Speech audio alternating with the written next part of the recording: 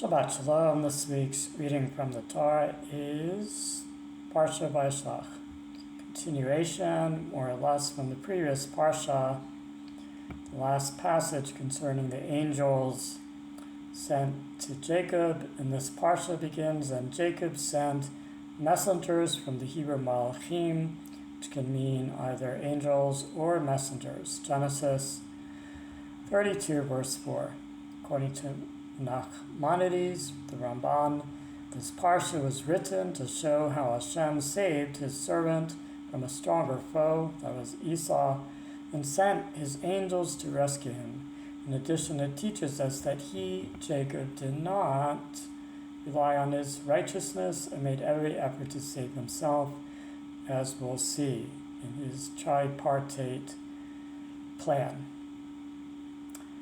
Previously, the Torah speaks of two camps of angels, one that accompanied Jacob to the edge of the land of Canaan, and another camp that served to accompany him and his entourage once they entered Canaan, the land promised to Abraham, Isaac, and Jacob and their descendants.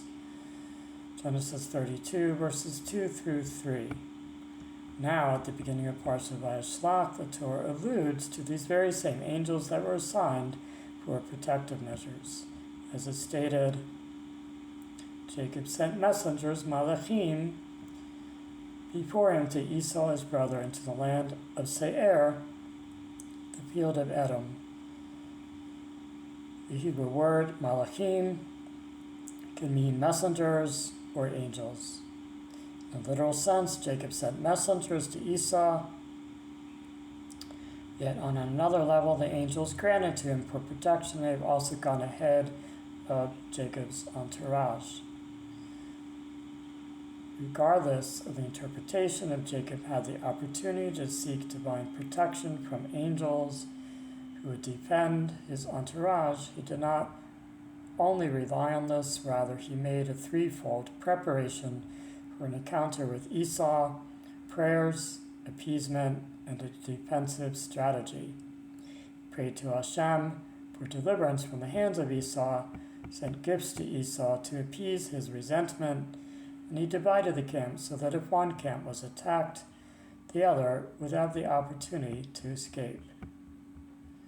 Presumably, the camp that would escape would be composed of his wives and children. Although Jacob could have prevailed upon Hashem to rescue him through an angelic force, he chose humility. By subjecting himself to Esau, he sent droves of sheep, cattle, and goats ahead as gifts for Esau. His servants went ahead of him with these gifts. Finally, when Esau approached, Jacob went ahead of his family and bowed 7 times out of deference to his brother Esau.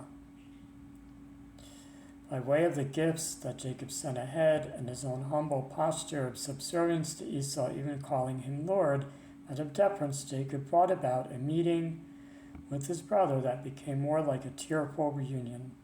As is written, Esau's pity was aroused when he saw him, Jacob, prostrating himself so many times. And let this serve as a lesson for myself and others to meet others out of humility, especially when they may be angry with us, or simply people who are somewhat cantankerous.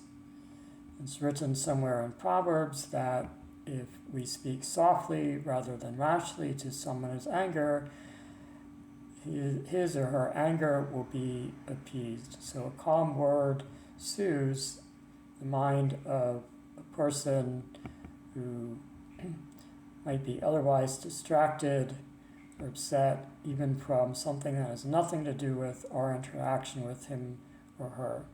So the key points are humility and deference to others at all times, if we are able, with Hashem's help. Baruch Hashem, God willing. Shabbat Shalom.